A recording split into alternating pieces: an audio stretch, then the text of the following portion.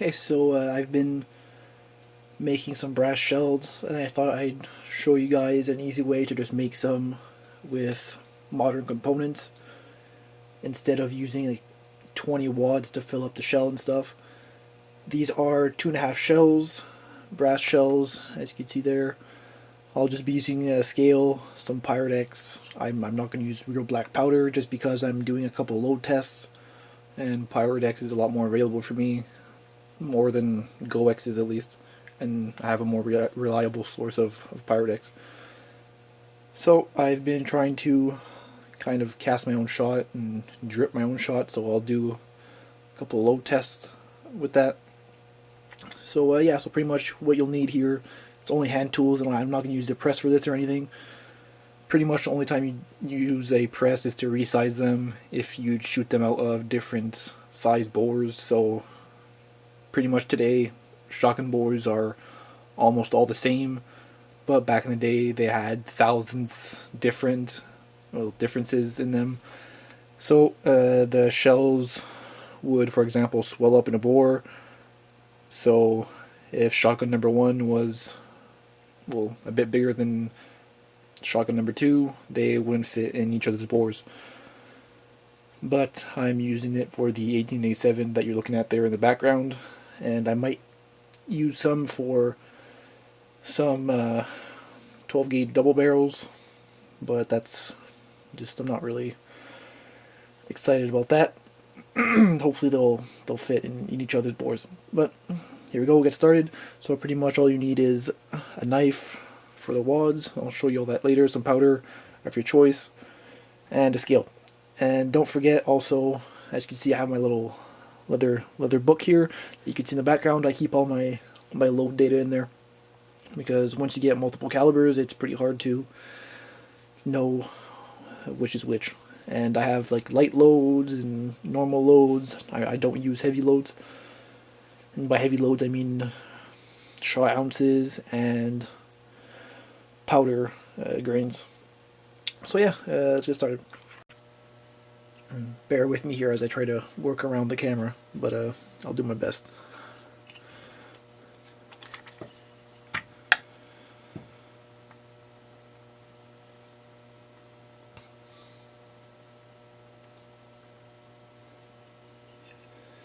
Make sure your units of measurement are the correct ones, because you only have to switch out of grains or ounces. I know people have some shot measures, but I'm not really a big fan of those. Legend goes that you use same amount of powder as you do shot, but I'm doing some load tests here, so I'm doing it my own way for now, at least.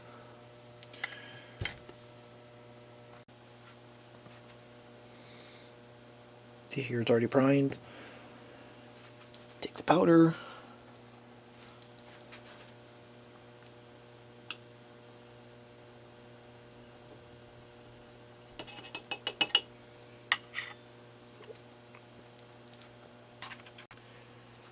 There's a lot of debates about wads these days. That the brass ones, you could use 12 gauge wads in there, or you could use a 10 gauge wads.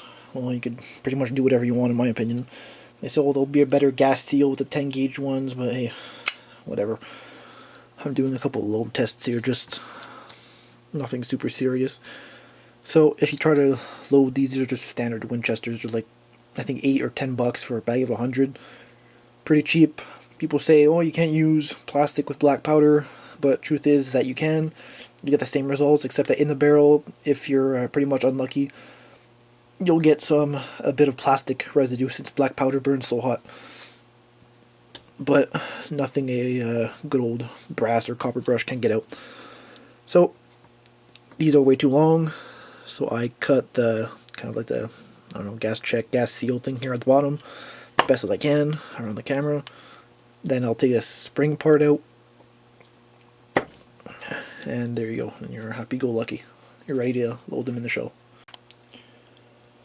Okay, so all done, I'll load it up. So now drop in just kind of like the, I guess you could say, over powder wad. Then take the shot cup And then I'll just do this over and over again. You know, I did four shells this time. I'm trying out loads here, okay, so just bear with me. It might not look like the greatest shells ever, but I can guarantee that they work. If you do them properly, that is.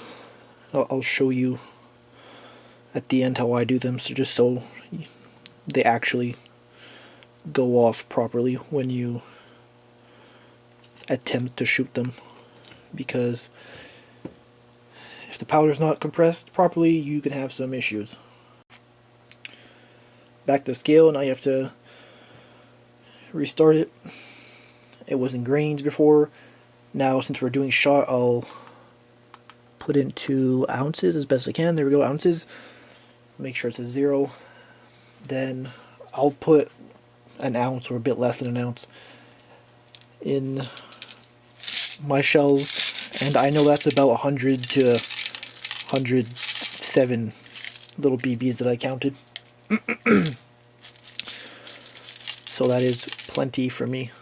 That's my little homemade shot there. Hopefully you can't see it too well because it's pretty bad.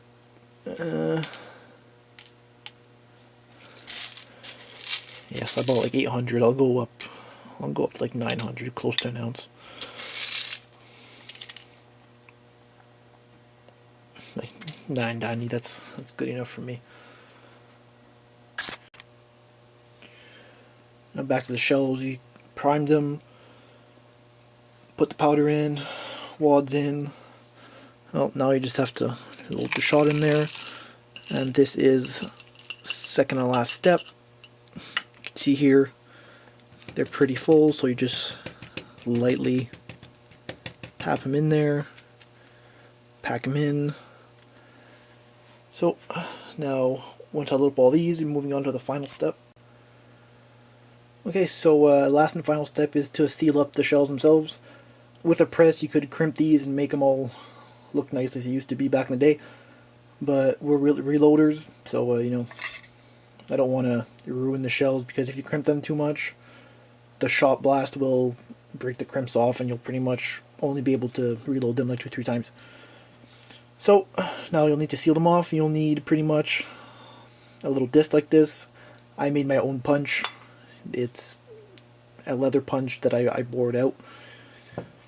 I'd actually have to make it a little bit bigger, but this is just some folder material.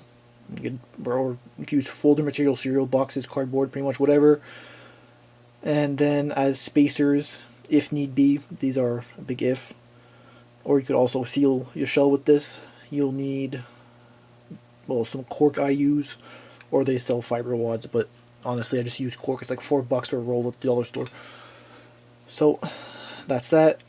But then when you put these in, you might want to mark them if you have different loads. For example, if I go hunting with this, I have these little pellets, these little BBs in here, or I have some number 4 buckshot, which is seriously bigger than this. So I always write myself a little, not a note, but a little indicator. I have little stamps, so I'll stamp like a number 4 on there or something. Now for these, really easy indicator. Let me know it's BBs. Take your dollar store permanent marker, and just there. I'll just do little dots on there, just so I know it's light shot in there. And light, that's an understatement there, but whatever. There you go. Now I know it's BBs in there. And as for, like, let's say for the number 4 buckshot, I put a stamp on there. I have a little stamp kit here. I don't know if you can see this, but it was like $2 for a little thing of ink like this. And I'll put an L on the cardboard for a light load, and an N for a normal load. And if I ever do heavy loads, I'll put an H. I think you get little stamps at the dollar store, like a buck, I think, for the whole alphabet, and there's an exclamation point and a period and everything. But yeah. So now to seal these up, I'll use a glue gun. So yeah, my glue gun is about as old as the rifle or the shotgun itself there. But if you have a good one, you know, you could probably buy one for like a couple bucks, which I should invest in, because this one is pretty trash. I know there's some. I'll also invest in some water glass and stuff to seal these, but you know, wood glue or whichever, just like stuff they have in schools, like just standard Elmer's glue will do the job just fine. But for now, I only have a glue gun, so I mean, that'll do the job for now. I try to keep the center clear, you know, just to have a bit less friction in there. But I don't really control the, you know, the glue output in here. It's a miracle it still works. But whatever, it does the job. And it's free. I already had it, so whatever. Trying to do this around the camera is great also. This freaking thing. Yeah, so that's pretty much it. And just seal these things with glue, let them sit for a couple minutes. I've walked around in the woods with these. They haven't popped out. The recoil doesn't knock the shot out or anything, which that was my main concern, that I would shoot in a double barrel or in the magazine tube and the shot would go flying out frickin' everywhere. So that didn't happen because I'm still using this method. And now unplug the glue gun, and congratulations, now I just done 4 shells in probably like 5 minutes. It'd be a lot quicker if I wouldn't have messed around with the camera and I wouldn't babble as much. But yeah, so my homemade shot here, which is absolutely disgusting. I'll make a video on that, how I did my shot, but pretty much all you need is a lead furnace, or I don't know what it's called, but the little furnace, that's all you need. So I'll probably make a simple video with that. It's the world's simplest shot dripper, I find. I mean, I'm not shooting clays out at like 500 yards, so I'll be fine. You could hunt birds with these things, you could do what you want. Whenever I get the chance to go shooting, I'll do a video. So, I'm done babbling, probably gonna go to bed, so thanks for watching.